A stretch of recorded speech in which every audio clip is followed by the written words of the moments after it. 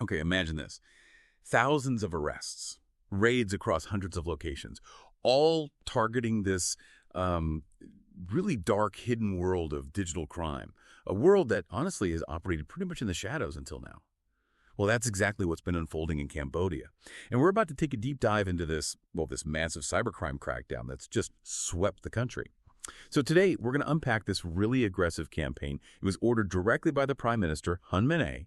We'll get into the truly shocking details about forced labor, these so-called scam factories. We'll also look at the global reach. I mean, who was running these things and who the victims were all over the world. And then, we have to examine the international criticism that's still swirling around the whole situation. Our mission really is to distill the key insights from the sources we've looked at. We want to give you a clear picture of how Cambodia even became a hub for this stuff, the devastating human cost, and what this crackdown actually means for the bigger fight against global cybercrime. So let's jump in. All right, so first off, the numbers. When you look at the sheer scale of this operation, it's just, it's staggering. We're talking late June to late July. Cambodian authorities hit, 58 locations in Phnom Penh alone? Yeah, and another 16 provinces on top of that. Coordinated operations. Exactly. This wasn't just, a small police thing. The figures show 3,075 suspects arrested and over 600 women among them. Mm-hmm. It's being called one of the biggest cybercrime crackdowns in Southeast Asia's history. For sure. And like I said, this wasn't random. It came straight from the top, a direct order from Prime Minister Hun Manet. And apparently he laid down a pretty serious warning, too.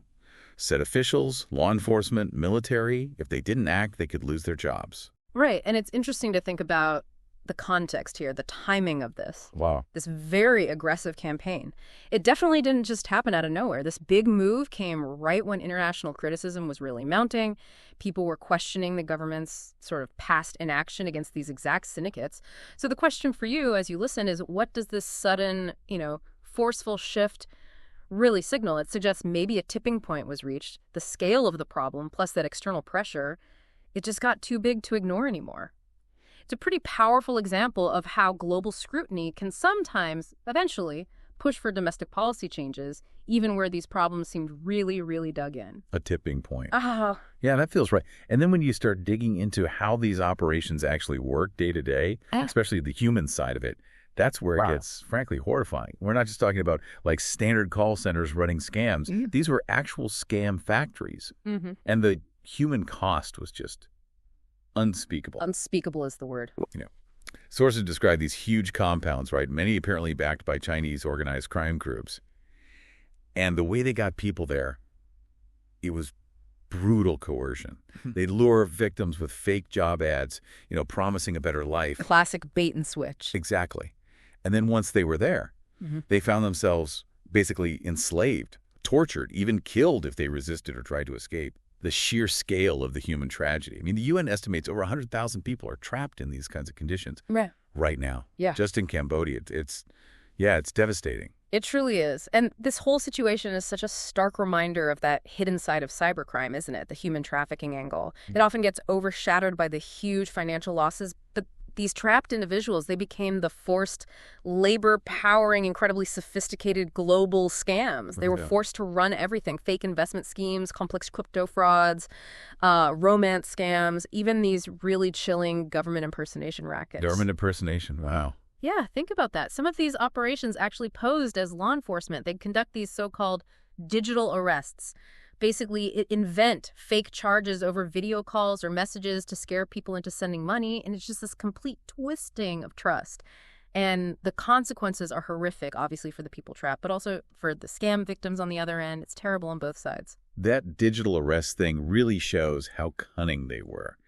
And it makes you ask, just how global were these networks? Not just the victims, but the people running them, the people forced to work in them? Oh, completely global. The sources really paint a picture of this incredibly international web. I mean, just look at the list of nationalities detained in this recent crackdown.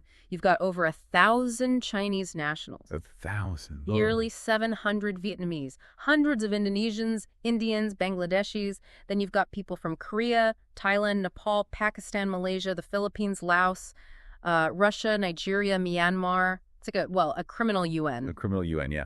And the victims, presumably, just as widespread. Absolutely. And the evidence seized confirms it. Authorities grabbed piles of digital devices, hundreds of phones, computers, all pointing to victims scattered across the globe.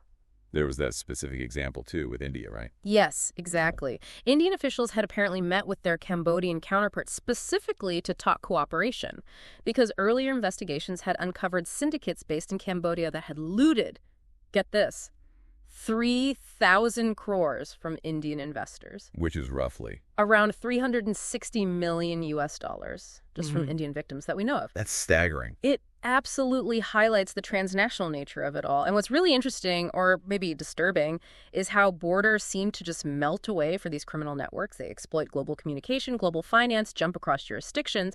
But then those same borders suddenly become really solid walls when it comes to getting justice or effective international cooperation between law enforcement. That's a great point. It makes it clear this isn't just Cambodia's problem, it's a global challenge, and tackling it needs a truly joined-up response, which, let's be honest, is often much easier said than done. Yeah, that challenge of a unified response. Yeah.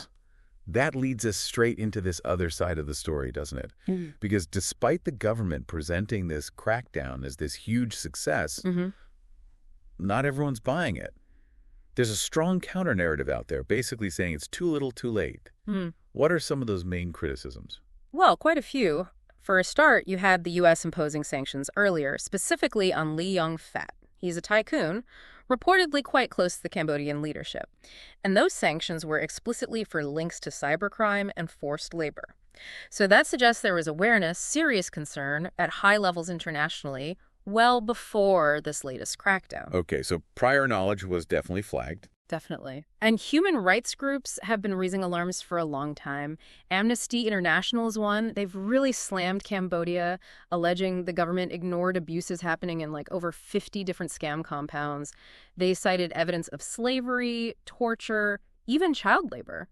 So while these recent arrests are significant, you can understand the skepticism about the government's track record and sort of historical willingness to tackle the root causes. Right, so it's this picture of, on one side, the Cambodian government saying, look, massive operation, we're cleaning house. But on the other side, you have these really serious accusations of past inaction, maybe even looking the other way, or worse. That tension between the official story and these uncomfortable truths seems really key here. It's absolutely critical to understanding the whole picture. Because despite the government always denying any wrongdoing, this huge operation itself, well, it kind of accidentally lays bare just how Cambodia became such a global hub for digital crime in the first place. It confirms these sophisticated networks were operating on a large scale. They were exploiting vulnerable workers, defrauding victims worldwide, and these operations were clearly visible enough, entrenched enough to need such a massive crackdown eventually. Yeah. It really underscores that while the headlines might focus on the arrests, the underlying systemic issues, the years of human suffering involved, they're far more complex and deep-rooted than any, single month-long operation can just wipe away. This problem didn't just pop up overnight, and it's unlikely to vanish overnight either. So putting this all together, what does it all mean for you? Listen to this. Try to make sense of our, let's face it, pretty complex world and your own digital life. This deep dive into Cambodia's crackdown really shows this horrifying intersection, doesn't it? Technology, human exploitation, geopolitics, it's all tangled together. We've seen the unbelievable scale of the problem. We've seen the tragic double victimhood, those forced into this nightmare labor and those cheated out of their life savings. And we've seen how difficult, how messy the path towards accountability and real justice actually is. Absolutely. And as you process all this information, maybe consider this final thought, something to chew on. If these huge, sophisticated cybercrime operations involving immense human suffering and vast sums of money can grow and flourish like this, often under the radar for so long, what does that tell us about the challenges of digital security, about human rights oversight, not just in Cambodia, but potentially in other regions across the globe? And maybe more personally, how can your own awareness, just knowing about these job scams, these investment frauds, understanding the potential brutality behind some online schemes, how can that awareness help disrupt these networks? How can it help protect you and maybe the people you care about?